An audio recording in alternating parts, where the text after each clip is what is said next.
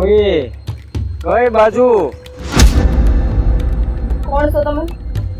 એને પ્રેમ કરું છું. બસ હો ને, ખોટા નાટક કરવાની જરૂર નથી. હા, સુમસામ જગ્યા સોઈ નથી ને છોકરીને છેડવા ગયો હે ને? આપણે નદી કાંઠે મળ્યા હતા, વાડીએ મળ્યા હતા, ભૂલી ગઈ? ગાંડો થઈ ગયો છો? હે, મારા મોહન સિવાય હું કોઈને મળી નથી. અને ત્યારે તને વળી ક્યારે મળી? રસ્તો મેળવાનો. તારા વાળ, તારા ગાલ, હે?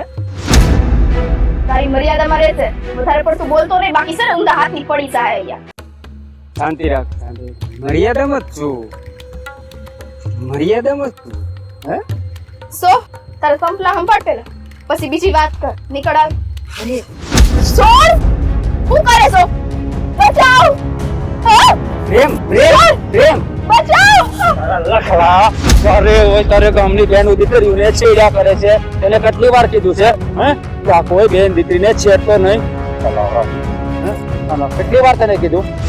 આ તારા બાપને સમજાયો. તારો બાપે તારી જેવો છે. ચાલો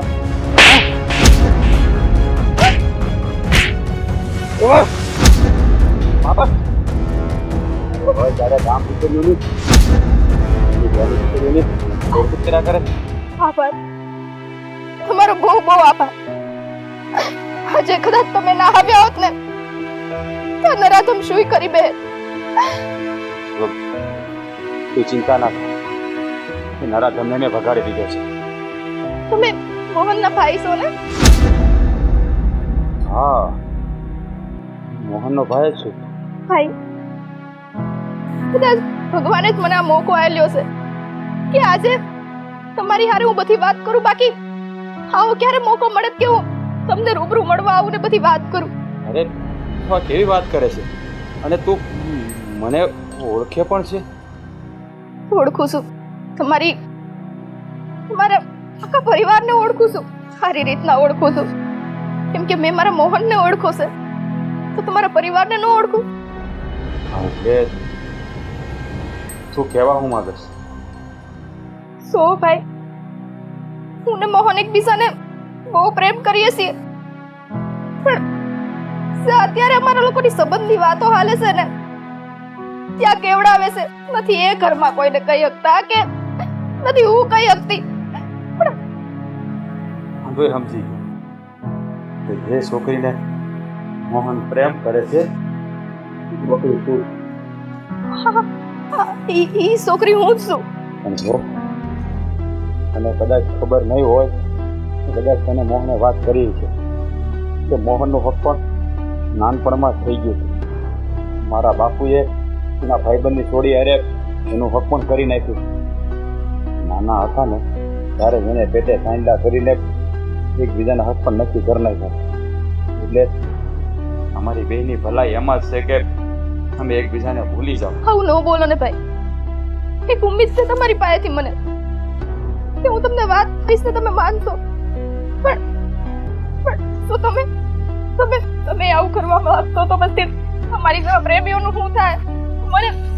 મને ખાલી એકવાર મોકો આપો ને, હું બધું હરખું કરી નાખીશ. પણ તમે એકવાર એને સમજાવો ને. હા, માહુડા ન પાડ. કહેવાય છે ને કે જેને હાસો પ્રેમ કરતા હોઈએ છે ને ક્યારે મળતું નથી. હા, મોહનના તો લેખ પહેલેથી જ લખાઈ ગયા છે અને તે અજાણતા એને પ્રેમ કરી લીધો છે, પણ છતાંય કાંઈ વાંધો નહીં. તમે બે એકબીજાને પ્રેમ કરો તો હું એની યાર એનું હક પણ ચૂસીને એના બાપાને સમજાવી. હશે? હા, જો એ માનશે ને તો મોહન તને જરૂર મળશે. કદાચ ન માને ને તો તારે કાયમ માટે મોહન ભૂલવો પડશે. ભાઈ, કઈ વાંધો નહીં. હશે અમે બે મળ્યા તો ખરી ને, ભગવાને કાંઈ હુમત તો સગાડી ને અને ભાઈ યાર મને વાત કરાવી છે. મને ખબર છે બધું હરખું થઈ જાય.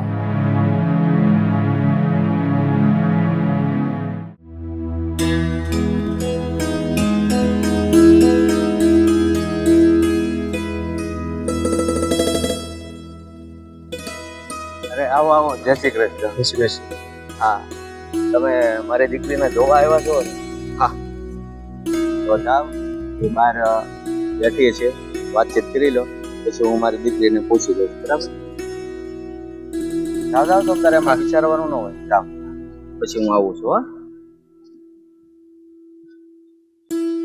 અરે બેટા, મહેમાન આવી ગયા છે, છોકરો તને જોવા આવ્યો છે, પાણી આપ ને વાતચીત કરી લો. જાઓ, પછી હું આવું છું. જા. અરે બેટા, જા ને, આવ્યા છે, જા, પછી હું તને મળીશ. હો, જા.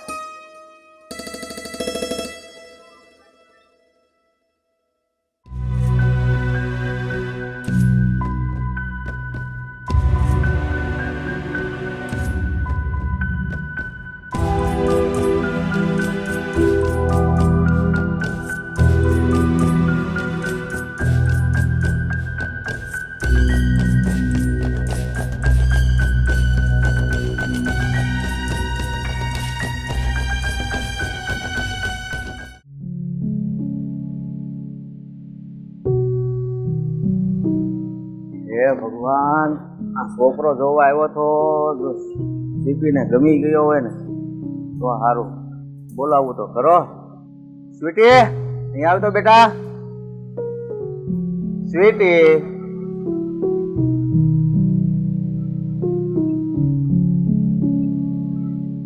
અરે આવી ગઈ મારી દીકરી. બેસ બેસ. અરે બેસ ને બેટા. છોકરો જોવા આવ્યો તો તને કેમ લાગ્યો? બેટા તને પૂછું છું, છોકરો જોવા આવ્યો તો તને કેમ લાગ્યો? તમને ગમ્યું? મને તો ગમે જ છે, એટલે તો જોવા બોલાવ્યો તો.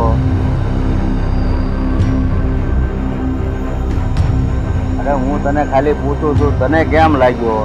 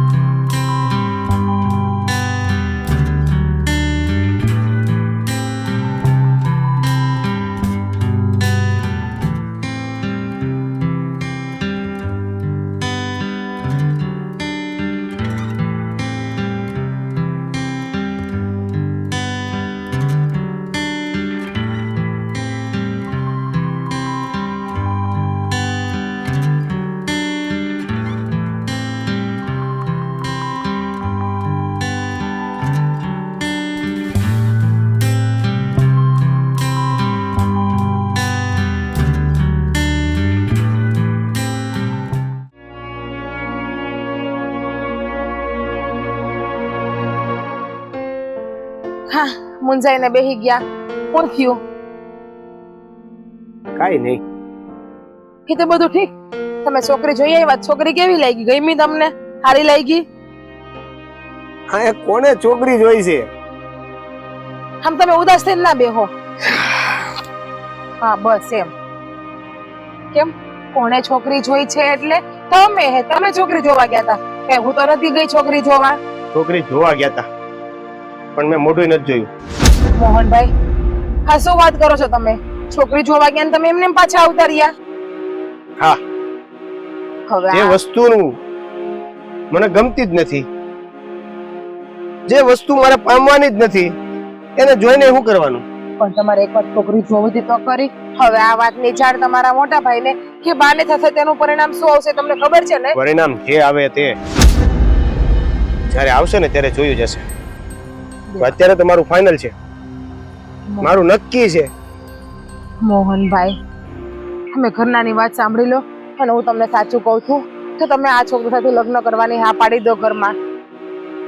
બાકી તમારા ભાઈને તમે ઓળખો જ છો, એનો મગજ કેવો છે એ. ક્યારે શક્ય નહીં બને. હું તમને સમજુ છું, પણ શું થાય, મારા પણ હાથ બાંધેલા છે, હું પણ મજબૂર છું એટલે હું પણ આમાં તમારી કઈ મદદ કરી શકું એમ નથી. જો ભાભી, આ રાધા અને મને એક થવામાં ખાલી તમારો એકનો સહયોગ જોઈએ છે મારે. હવે તમે ના પાડી દેવાના હોય તો પછી હું આશા જ છોડી દઉં. પણ જો મેં મારાથી પૂરતી ટ્રાય કરી હતી ને, મેં સમજાવ્યા હતા ને બાને ને તમારા ભાઈને, પણ તમે એનું પરિણામ જોયું ને શું આવ્યું. પ્રયત્નો તમારા પૂરા હતા, પણ એ મારા છોકરી જોયા પહેલાના. હવે છોકરી જોયા પછીના પ્રયત્નો તમારા કેવા રહે છે ને એના ઉપર નક્કી થાય છે કે આ બા અને ભાઈ શું કરશે. જો તમારા બા અને તમારા ભાઈ એ જૂનવાણી રીત રિવાજમાં માનવા વાળા છે, કે તમને પણ ખબર છે, અને એમના માટે એકવાર વચન અપાઈ ગયું એટલે તલવારની ધાર બરાબર છે. સારું, તો પછી વચન અપાઈ ગયું છે, તલવારની ધાર ઉપર છે, તો ઠીક છે, કેમ રાખીએ. પણ મોહનભાઈ, આ વાતનો કઈ અંત તો લાવવો જ પડશે ને. છતાં પણ હું હજી એકવાર ટ્રાય કરીશ, મારાથી બનતી પ્રયત્ન કરી અને તમારા ભાઈને સમજાવવાની કોશિશ કરીશ. તમારા ભાઈ જો કદાચ મારી વાતને સમજે ને તો સારું, બાકી તો બધું ઉપરવાળાના હાથમાં છે. તો ભગવાન એવો કા ચમત્કાર કરે અને તમારા મોટા ભાઈ અને બા માની જાય. માની જાય કે ન માની જાય, મારી એક જ વાત છે, હું લગ્ન કરીશ તો રાધા સાથે. પેલા છે ને તમે તમારું રડવાનું બંધ કરો. તમે આ રડો છો ને એ મને જરાય નથી ગમતું. તો શું કરું? હું સમજુ તો તમારી બંનેની લાગણીને, કારણ કે પ્રેમ તો મેં પણ કર્યો છે, ભલે તમારી જેમ લગ્ન પહેલા નહીં લગ્ન પછી કર્યો છે, પણ પ્રેમ વસ્તુ શું કહેવાય, લાગણી વસ્તુ શું કહેવાય એ હું સારી રીતે સમજુ છું. 2 દિવસ પહેલા ઘરમાં જે ઝઘડો થયો તમારા લીધે અને તમારા ભાઈ મને ના બોલવાનું બોલ્યા, મારી સાથે વાત ના કરી, અને એની જે ગમે જે મને મહેસૂસ થઈ છે ને એ હું સમજી શકું છું. આપણા દિલમાં કોઈ હોય ને અને આપણે જો કોઈ બીજાને એમની જગ્યા આપવી પડતી હોય ને ત્યારે હું સમજી શકું છું કે આપણે કોઈ બીજાને એ માણસની જગ્યા આપી નથી શકતા. તો પછી સમજાવો ને ભાઈને કે જો લગ્ન પછી પણ પતિ પત્ની પોતાનો પ્રેમ છોડી નથી શકતા, તો હજી તો અમે પ્રેમ પામ્યો જ નથી. ભૂત લગ્ન પછી કોઈ પતિ પત્ની એનો પ્રેમ છોડી શકે તો લગ્ન શું કામ કર્યા હોય? સમજાઈ ગયું ને તમને? મને તો હંધુય સમજાય છે, એટલા માટે તો તમારી બાજુમાં ઊભી છું. પણ અત્યારે તો મારા પણ હાથ બાંધેલા છે તમારા ભાઈની આગળ. તો હું તમારી બાજુ બોલીશ તો મને એ બીક છે કે તમારા ભાઈ મને બા મને આ ઘરમાંથી કાઢી મૂકશે તો હું ક્યાં જઈશ. સમજાવો ભાઈને, તમે સમજાવો કે હું કરવું જોઈએ. મેં હંધો પ્રયત્ન કર્યો છે તમારા ભાઈને સમજાવવાનો, પણ એ કોઈ વાતને માનવા તૈયાર નથી.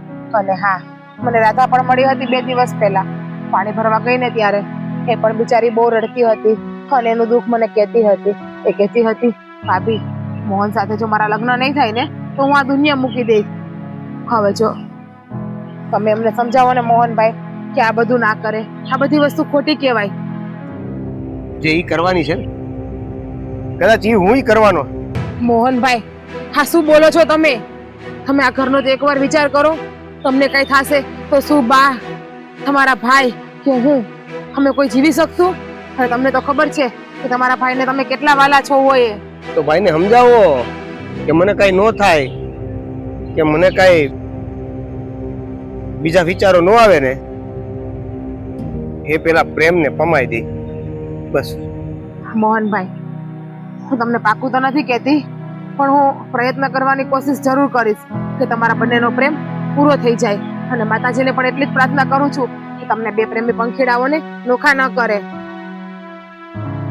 સારું, તમારા પ્રયત્નો સફળ નીવડે એવી ભગવાનને પ્રાર્થના. અને હા, વાત એ મારે ઘરમાં કરવી જ પડશે ને કે દેવાભાઈ છોકરી જોવા ગયા પણ છોકરી જોયા વગર ના જાવ તાર્યા. બાકી તો તમારા ભાઈને ખબર પડશે ને કે તો પાછો મારો જ વારો કાઢશે ને. પણ તમે કઈ ઉપાધિ કરો માં, જે થાય ને એ જોયું થાય આપણે.